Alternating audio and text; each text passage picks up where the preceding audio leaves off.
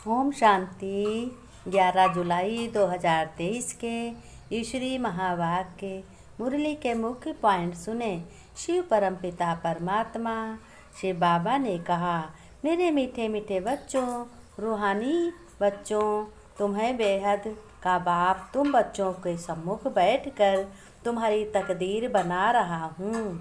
बाबा ने कहा, मैं बच्चों तुम्हारी तकदीर बना रहा हूँ। मैं ऊंचे परमधाम से आया हूँ इस दलदल कीचड़ दुनिया में।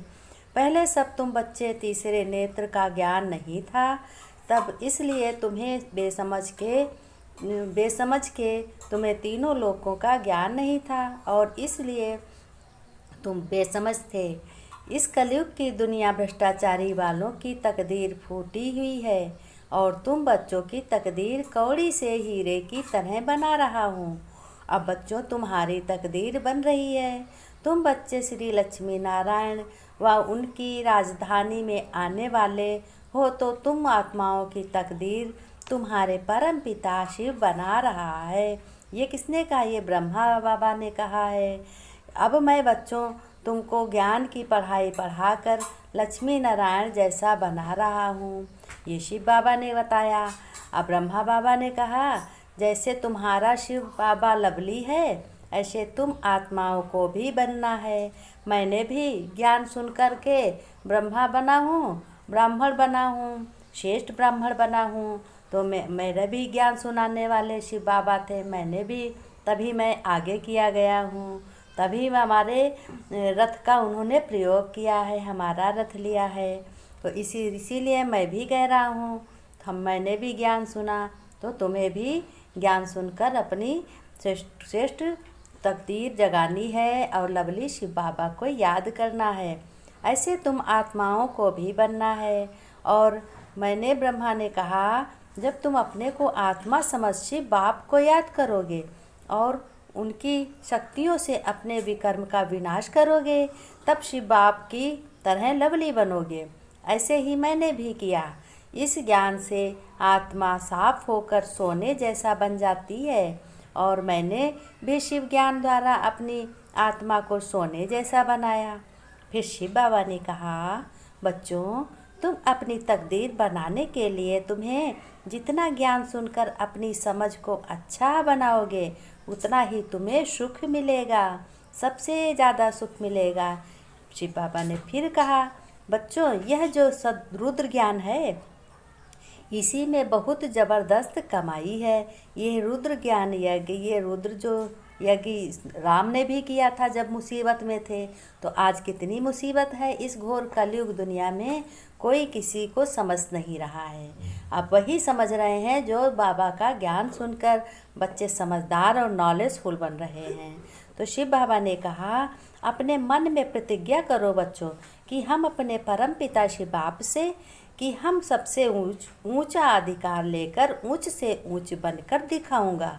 जैसे तुम सब अपने बेटे या बेटी से कहते हो कि तुम्हें बच्चों पढ़ाई पढ़कर डॉक्टर बनना है, तुम्हें मास्टर बनना है, तुम्हें क्या कांस्टेबल बनना है, सिपाही दरोगा बनना है, तो ऐसे ही तुम पद करते हो। तो अपने आप के बच्चे आपसे क्या कहते हैं? यही तो कहते हैं, मैं इतनी जोर पढ़ाई करूँगा, बहुत मेहनत करूँगा मम्मी, मैं बहुत मेहनत पापा करूँगा, डॉक्टर ज़रूर बनूँगा। फिर आपस में भाई भाई सब बातें करते हैं कि मैं पढ़ाई बहुत करूँगा और मैं डॉक्टर या मास्टर बनकर दिखाऊँगा। इसी तरह से मैं भी तुम बच्चों से कह रहा हूँ और तुम मुझसे कह रहे हो कि बाबा मैं ऊंच से ऊंच बनकर दिखाऊंगा या दिखाऊंगी। फिर शिव बाबा परमपिता ने फिर कहा, बच्चों तुम्हें प्राणों का दान मैं ही देता हूँ।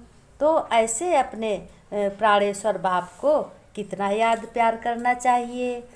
तो और लास्ट में शिव पिता ने कहा, बच्चों तुम्हें बहुत रहम दिल बनना है।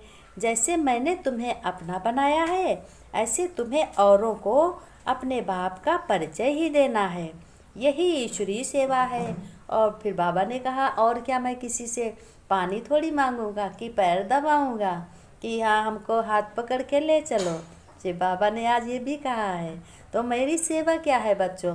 यही है कि बताओ भगवान आया है और ये बता रहा है, ज्ञान बता रहा है, सुना रहा है, और तुम भी सुना करो।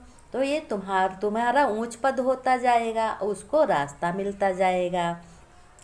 जैसे सभी स्कूलों में जो बच्चे पढ़ते हैं, फिर कोई कोई वो खुद पढ़ाने लगते हैं, तो जो पढ़ाने लगते हैं वो आगे चलकर उन्हें बहुत आमदनी मिलती है। फिर शिव बाबा ने कहा, बच्चों यही समय है ऊंच तकदीर बनाने के लिए। मेरे मीठे बच्चों, श्रीमत पर सदा चलते रहो तो ऊंची तकदीर बन जाएगी। फिर बाबा ने कहा, तुम बच्चों की ऊंची तकदीर कौन सी है तुम जानते हो, जिसके आधार पर तुम सारी सृष्टि की तकदीर को जान लेते हो। बाबा ने बताया, तुम ही बच्चे सुदर्शन चक्रधारी बनते हो। यह है सबसे ऊंची तकदीर। तुम ही बच्चों अपने घर गृहस्थ में, परिवार में संभाल कर और सेवा करते हुए तीनों लोकों का चक्कर लगाते हो। तो तुम ही अपने परम पिता परमात्मा शिव बाबा को ज्ञान जरूर, सारी नॉलेज जानकर अपना यह एक जन्म और आगे के लिए 21 जन्मों को सुख का आनंद उठाते हो। बाबा ने देखो क्या कहा कि तुम नॉलेजफुल हो, तुम सृष्टि का आदि मध्य अंत का राज जान गए हो, तीनों लोकों को जान गए। अब तीनों लोक कौन है, याद है सबको? ज्ञान तो रोज़ सुनते हो, कुछ पॉइंट याद भी किया करो, बाबा कह रहे हैं। तो बाबा ने कहा, बच्चों तीनों लोक कौन है? एक तो भूलोक है जिस लोक में तुम रहते हो, और दूसरा क्या है, आकाश लोक है, और उसके ऊपर क्या है, परम धाम है। ये तीनों लोग परम धाम में तुम्हारा बाप शिव परम पिता रहते हैं, चारी आत्माएं रहती हैं, और यहाँ धरती पे तुम लोग दुनिया में रहते हो। दुनिया के ऊपर जो सूर्य चांद सितारे हैं, जो बाबा ने रचना की है, सूर्य चांद सितारों से तुम्हें रोशनी मिलती है, तुम्हारी सेवा के लिए उन्होंने बनाए हैं। सूर्य को, चंद्रमा को। सूर्य अगर ना निकले तो अंधेरा ही अंधेरा हो जाए, कितना चिंता में रहोगे, कुछ होगा, कुछ नहीं दिखाई देगा, इस सब लोग तड़पने लगोगे।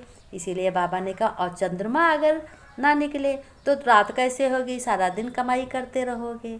फिर चंद्रमा जहाँ निकला रात हो गई, सब लोग खा पी के सो जाते हो। तो बाबा ने कहा, बच्चों ये याद करो, तुम्हारे पिता ने दुनिया के लिए कितना अच्छी रचना की है। बताओ, जिसने इतनी अच्छा रचना की है वो रचयिता कितना सुंदर होगा। तो बाबा ने कहा, तुम्हें याद रहे कि भगवान शिव बाप हमारे तकदीर हीरे जैसा बना रहे हैं।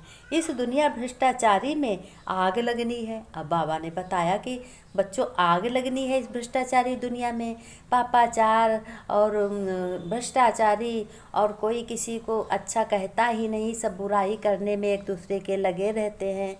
ये जानते नहीं हैं पिछला जन्म तो हमारा भुगत रहे हैं, कैसे भुगत रहे हैं ये नहीं उन्हें न समझ है, और आगे का जन्म भी खराब कर रहे हैं। और विनाश एक तरफ खड़ा ही है, विनाश तो होना ही है।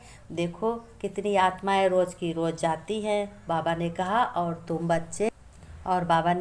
तुम बच्चे बहुत सुखी हो, जो सब जानते नहीं हैं अचानक होगा, और तुम सब पहले से ही जान रहे हो, तो तुम कितने होशियार हो। फिर बाबा ने कहा, तुम बच्चे शिव बाप की दुनिया में हो, तुम्हें चिंता करने की कोई ज़रूरत नहीं है।